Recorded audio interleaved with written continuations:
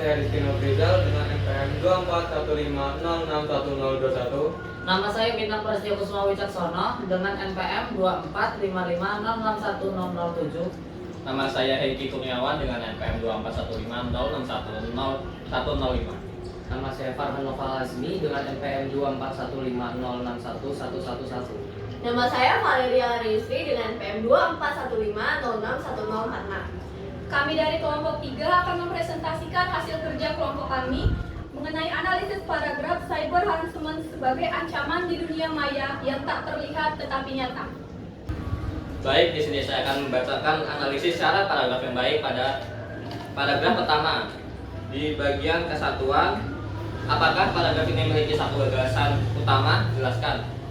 Ya, paragraf pertama memiliki satu gagasan, yakni pengertian dari cyber harassment. Gagasan tersebut menjadi dasar pengembangan paragraf pertama. Yang kedua, bagian kepaduan.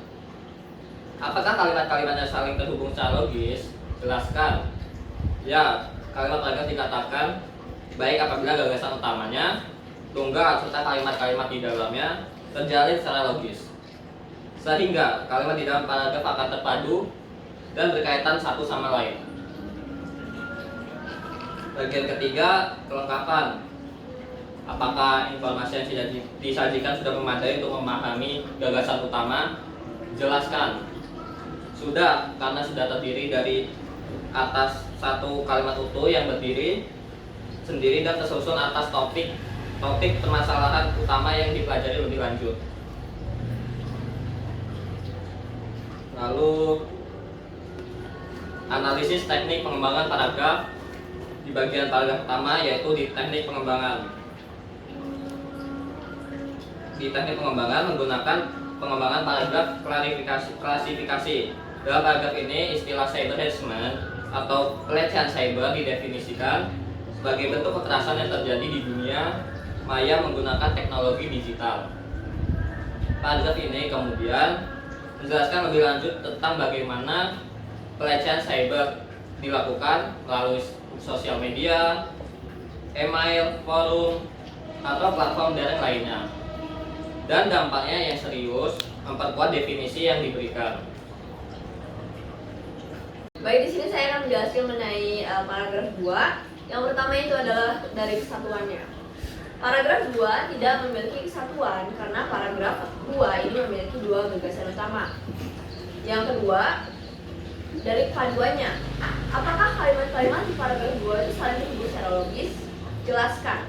Kalimat-kalimat pada paragraf 2 tidak saling terhubung karena membahas topik yang berbeda. Karena kalimat kedua dan seterusnya tidak berhubungan dengan gagasan utamanya.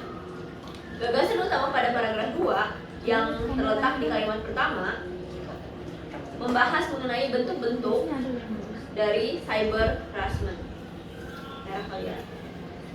Bentuk-bentuk dari cyber harassment. Ini yang di kalimat pertamanya. Sedangkan di kalimat selanjutnya itu membahas penyebab pelaku cyber harassment melakukan aksinya. Jadi paragraf 2 ini tidak memiliki kepaduan dan tidak logis karena tidak saling berhubungan. Oke. Yang dari segi kelengkapannya, apakah informasi yang disajikan sudah memadai untuk memahami gagasan utama? Jawabannya tidak, karena paragraf 2 tidak ada gagasan utama. Tidak ada satu gagasan utama ya lebih tepatnya.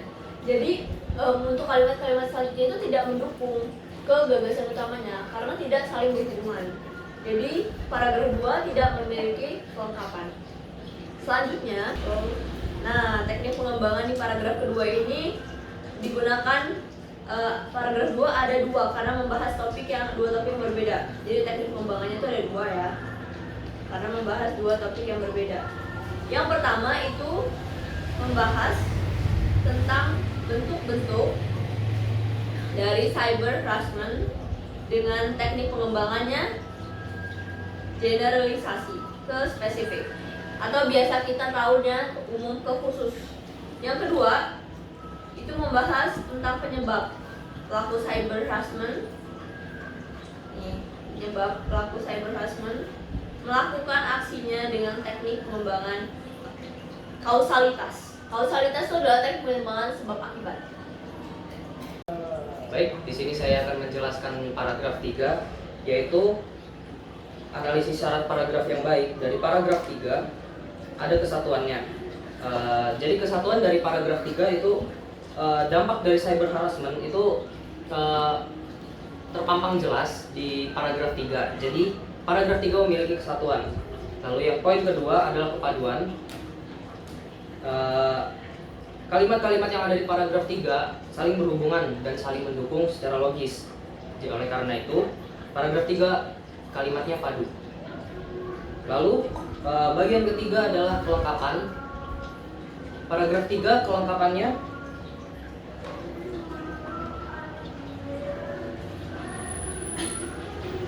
baik, untuk paragraf 3 kelengkapannya adalah informasi yang disajikan di paragraf 3 itu memadai untuk memahami gagasan utama, yaitu dampak dari cyber harassment. Dijelaskan apa saja dampaknya, mulai dari gangguan psikologis sampai bisa memengaruhi kehidupan sosial korban. Oleh karena itu, paragraf 3 kelengkapannya ada.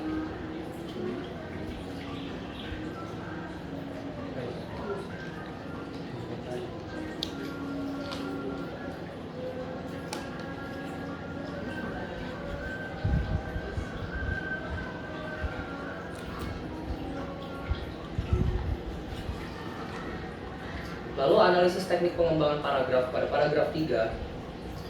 Paragraf 3 menguraikan berbagai akibat dari dampak cyber harassment seperti gangguan psikologis, yaitu ada kecemasan, depresi, trauma, dan juga keputusan ekstrim seperti bunuh diri dan dampak pada kehidupan sosial serta profesional korban.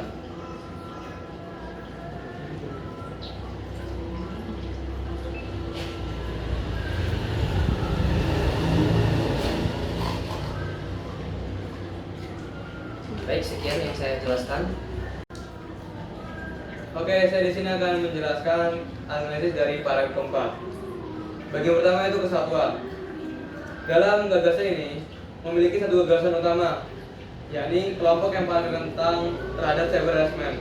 Gagasan tersebut menjadi gagasan pengembang dalam paragraf keempat. Bagian kedua ini kepaduan. Kepaduan kalimat-kalimat di paragraf keempat ini terjalin secara logis dikarenakan mereka memiliki satu gagasan yang menjadi dasar mereka. Bagian ketiga ini kelengkapan. Informasi yang disampaikan dalam kelengkapan ini sudah sangat lengkap karena dia tersusun oleh permasalahan yang dirinci secara lebih lanjut. Untuk teknik pengembangan di paragraf keempat ini teknik pengembangan yang menggunakan pertentangan dan perbandingan.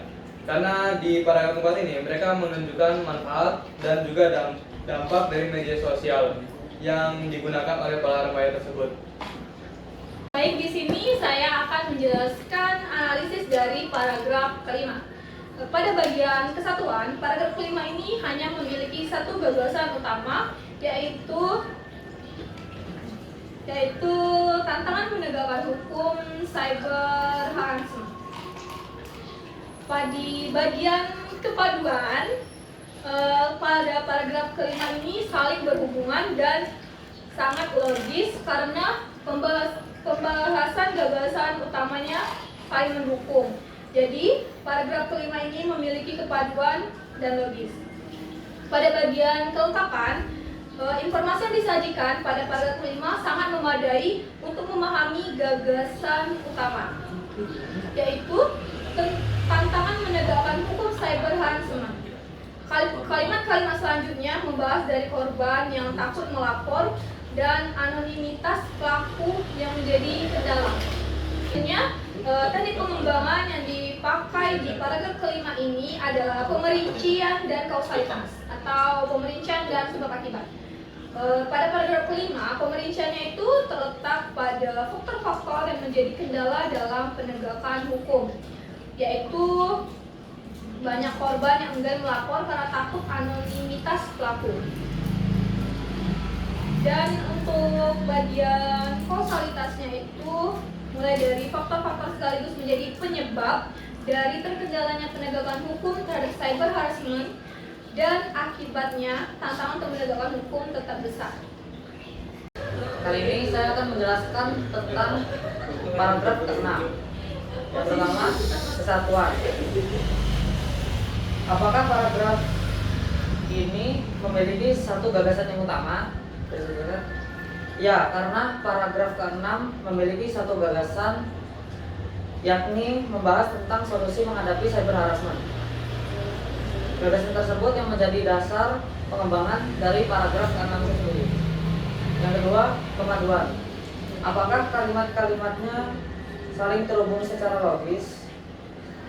Ya, karena paragraf dikatakan baik apabila gagasan utamanya tunggal serta paragraf akan terpadu serta kalimat-kalimat di dalamnya terjalin secara logis, sehingga kalimat di paragraf ini akan terpadu dan berkaitan satu sama lain. Yang ketiga, kelengkapan. Apakah informasi yang disajikan sudah memadai untuk memahami gagasan utama? Informasi yang disajikan ini sudah memadai karena sudah terdiri atas satu kalimat utuh yang berdiri sendiri dan tersusun atas topik permasalahan utama yang diperjelas secara lanjut. Lanjut ke analisis teknik pengembangan paragraf. Untuk paragraf ke-6, teknik pengembangan. Teknik pengembangan yang digunakan pada paragraf ke-6 adalah generalisasi ke spesifik karena menjelaskan tentang cara menghadapi cyber harassment. Oke, kita lanjut ke paragraf 7. Kita scroll lagi ke atas. Nah, di paragraf 7 ini untuk kesatuan, apakah ada kesatuannya? Paragraf 7 itu memiliki satu gagasan utama. Paragraf 7 memiliki satu gagasan utama,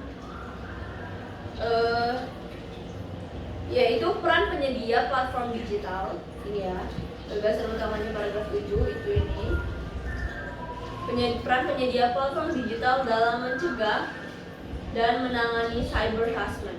Jadi karena memiliki satu gagasan utama, paragraf 7 itu memiliki kesatuan. Nah, kita lihat dari segi kepaduannya.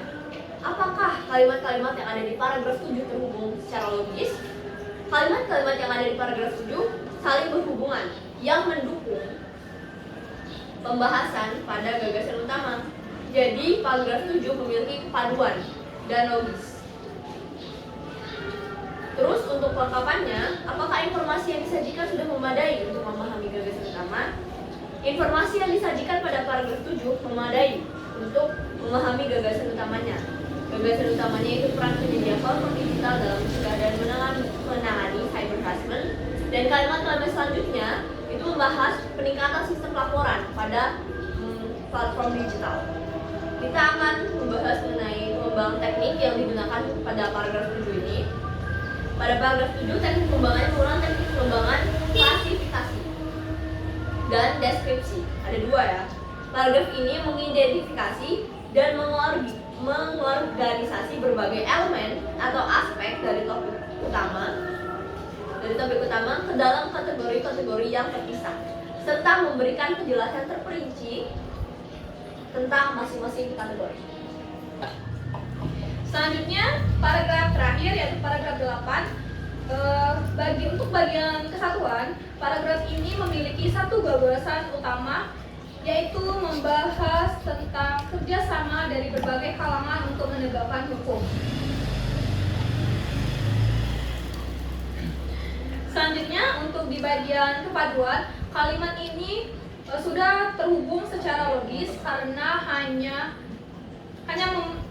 berfokus pada satu gagasan utama yang tadi kita bahas, yaitu tentang kerjasama dari berbagai kalangan untuk menegakkan hukum. Sehingga kalimat di dalam paragraf 8 ini akan terpadu dan berkaitan satu sama lain karena mereka berhubungan pada satu gagasan utama. Untuk pada bagian kelengkapan, informasi yang disajikan sudah memadai karena sudah terdiri atas satu kalimat utuh yang berdiri sendiri dan tersusun atas topik permasalahan utama yang diperjelas lebih lanjut dari pembahasan si gagasan utama yang tadi. Untuk teknik pengembangan yang dipakai di paragraf 8 yaitu kita menggunakan teknik pengembangan generalisasi ke spesifik.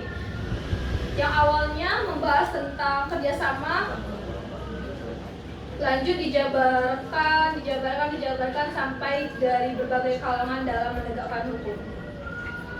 Sekian presentasi dari kelompok kami. Jika ada salah kata kami mohon maaf. Kami akhiri. Wassalamualaikum warahmatullahi wabarakatuh.